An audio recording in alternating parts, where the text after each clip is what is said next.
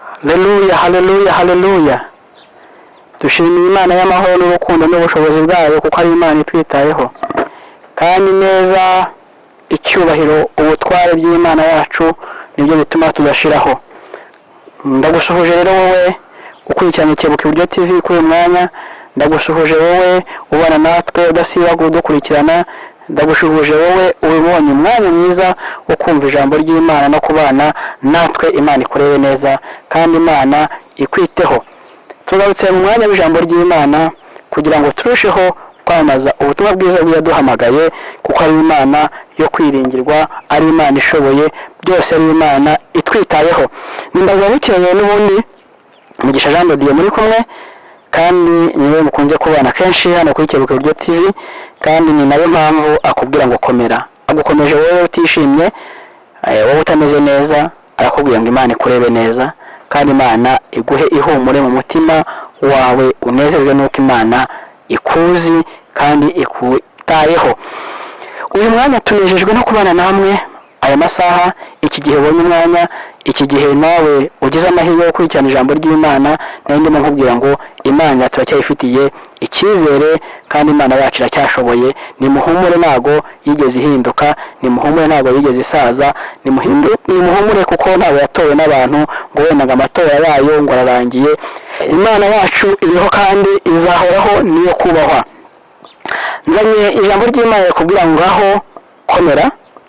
Numara gukomera ukomeza abandi, kandi numara gukomeza abandi mu gihe ugize ikibazo, mu gihe ugize intambara, mu gihe uhuye n'ibikomeye, nurangiza ukaba gukomeza wowe noneho wikomeze. Mfite intego y'ijambo ry'Imana ivuga ngo kwikomeza.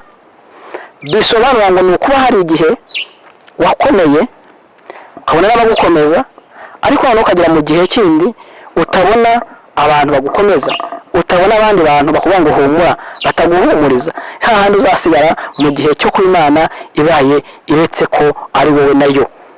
Icyo gihe rero ukeneye ijambo rikubwira ngo ikomeze. Ngaho komera, shikama wenyine, gira imbaraga, ongera ubone ubundi budahangarwa bwo kubana n'Imana, ongera utere intambwe yewe gira imbaraga zituma abantu batabona yuko watentebutse. Aho ngaho niyo bita kwikomeza. Nuko nta wundi muntu ufite gukomeza. Ikomeze. Hari muri ibyo banga ikomeze ku rutare, kuko ahandi hose ni umusenyi. Urwo rutare ni Kristo wavugaga, urwo rutare ni imbaraga z'Imana, urwo rutare no kunesha, urwo rutare no gukomera, urwo rutare nta kindi kivugwamo nuko Imana y'amahoro iri kwitayeho kandi Imana y'amahoro ikurera. Niyo mpamvu nkuzaniye intego ikubwira ngo kwikomeza. Wikomeze kuri Yesu, arashoboye. Wikomeze ku Mana. Kandi nawe ndi kukubwira ngo kwikomeza, ntugire ngo ni ikindi nkubwira kwikomeza. Ni uko akunze ko kenshi mu mateka no mu busanzwe bw'abantu, iyo ugeze mu gihe gikomeye, hari igihe ubona baguhumuriza, hari igihe ubona abantu bakwitayeho, hari igihe ubona abantu bagukurikirana. Nk'iyo urwaje n'umuntu, hari igihe ubona bagusura bwa mbere kwa muganga ukihagera bakagutabara, abandi bakaguhamagara, umeze ute, yagenze bite, nimukomere n'imyangane. Ariko iyo bimaze kurenga iminsi 7 hita hatangira gusigara wenyine n'umuntu wawe. Rero Kristo ari kudutoza kugira ngo dukomere, kuko ari gutanga imbaraga, ariko natwe twige kwikomeza. Niba uri gukomeza, wikomeze, kuko niko umuntu ukijijwe ubana na Kristo akwiriye kumera. Akwiriye kuba ari wa muntu ukomeye kandi agakomeza abandi, ariko ntabwo wakomeza abandi naho udakomeye. Dushimire Imana yashyize uburyo bwinshi, ishyiraho n'imbaraga n'ubushobozi bwo kuturengera, kandi niyo nyine wa mugana wa mudingi ngo Imana niyo yatsindiye isoko ryo kuturengera. Ariko wenda yabifashe mu bw'isoko kuko burya umuntu wese buzima abamo aba afite ukuntu avuga ibintu, ariko njyewe ndabizi neza yuko si no kurinda kuritsindira, ahubwo niyo wenyine wemeye kwitanga kugira ngo twebwe ubwacu ducungurwe. Uyu munsi rero ijambo ry'Imana ngufite rifite intego ngo kwikomeza. Nagira ngo nkubwire ngo ukwiriye kwikomeza, warangiza ndetse wakomeza n'abandi, warangiza ukabana n'Imana kandi ukabana n'Imana yaguhamagaye, igukunda kandi ikwitayeho. Tugiye gusoma ijambo ry'Imana dusanga mu rwandiko rwa mbere Pawulo yandikiye Abikorino, igice cya 13 cya 16 Pluto umurongo wa 13. Handitse aya magambo avuga ati: mube maso, mukomereye mu byo mwizeye, mube abagabo abagabo nyabagabo, ibyo mukora byose mubikorane urukundo. Imana y'amahoro ishime kandi Imana y'amahoro ikorere neza. Nuko nimugire mute, nimube maso, mukomerere mu byo mwagize gute, mu byo mwizeye. Mwebwe mwese mwasanze gukorera Imana ari iby'umumaro, mwebwe mwese mwasanze kubana n'Imana ari iby'agaciro, namwe ijambo ry'Imana rivuga ngo nuko rero ngaho nimukomere, mukomerere mu byo mwizeye kandi wikomeze, umukomere cyane kugira ngo ukomeze n'abandi.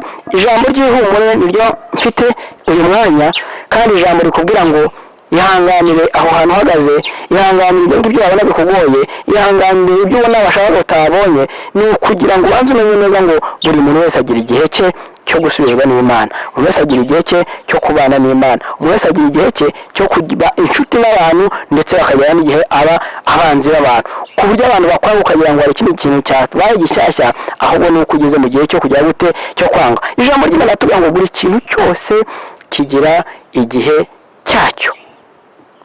Rero nimba udafite abagukomeza, rero nimba udafite abakwitayeho, iyiteho kandi Yesu arahari, ikomeze.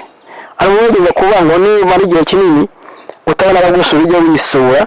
Abantu benshi bazi ko ijambo babo kwisura ngo ni uko abantu wenda bakwibye bakagutwara ibintu byose wari ufite ugasigara nta kintu ufite. Oya, burya nimba abantu barwaye indwara yo gusurwa, ni nk'uko abantu barwaye indwara yo gutabarwa.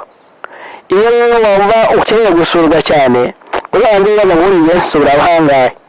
Ariko nimba n'ubundi banabasuye ntibagusure, babana amazina yayo, nawe isure. Uburyo uzisuramo ntose ubundi rero ni ukwikomeza, kuko abagukomezaga n'abaguhumurizaga bose ntabahari, ahubwo ugeze mu gihe cyo kugira gute, cyo kwihumuriza no kwikomeza. Ndagira ngo nkukangure umutima, nkwibutse neza yuko uko byagenda kose, nyuma y'ibi byose, ibi byose ubona uyu munsi ejo byahinduka. Nk'uko ubona umuntu avuka, ukabona umuntu arakomeye, ukabona umuntu abaye icyamamare, ukabona umuntu akunzwe n'abantu, ni nako bihinduka, akaba wa muntu nanone utazwi, akaba umuntu nanone utavugwa, ndetse usanga n'izina ryo kurivuga abantu bagira isoni. Bitewe n'iki? Bitewe n'uko igihe cye cyarangiye. Rero igihe cyose kigira igihe cyacyo, nagira ngo niba uri mu gihe kitari cyiza, ndetse ukaba udafite no gukomeza, ikomeze ku rutare, kuko ahandi hose ni umusenyi.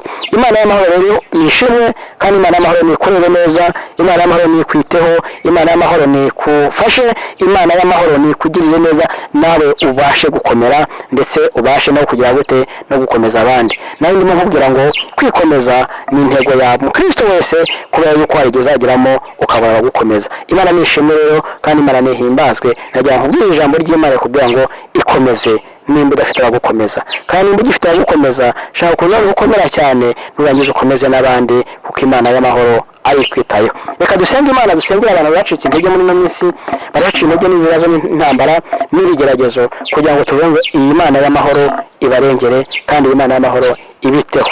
Nanone Mana Data, Mana ishobora byose, Imana y'urukundo n'ubushobozi, turagushimiye kuko waduhaye umwana wawe Yesu Kristo agapfa agasuzugurika ku bwacu. Ubu ngubu niwe watumye twebwe tugira aya mahirwe yo kuba turi kwamamaza ubwami bwawe, duhagaze mu cyimbo cy'ijambo, mu cyimbo cye kubw'ijambo ryawe. Reka dusengere umuntu uhagaze, ufite ahantu ahagaze ku manegeka, ufite ahantu ahagaze yenda kugwa, uhagaze ahantu hanyuma, hano abango birarangiye, niyo wenyine ugira ikintu ubona ukagikomeza, kandi uyu muntu nimara kumuremera ibintu bishyashya, azabona imbaraga zawe, azajya kwamamaza mu izina rya Yesu Kristo, kuko ibihamya by'imirimo ukora nibyo bitera ubwoba ababisha bacu, ibihamya by'imirimo ukora nibyo bitera abantu gukomera. Ngaho komeza buri muntu wese, kandi umugire neza, iyerekane muri iki gihe n'iki gikomeye, kandi uhindure abantu badasanzwe, kuko ibihe bihari bidasanzwe.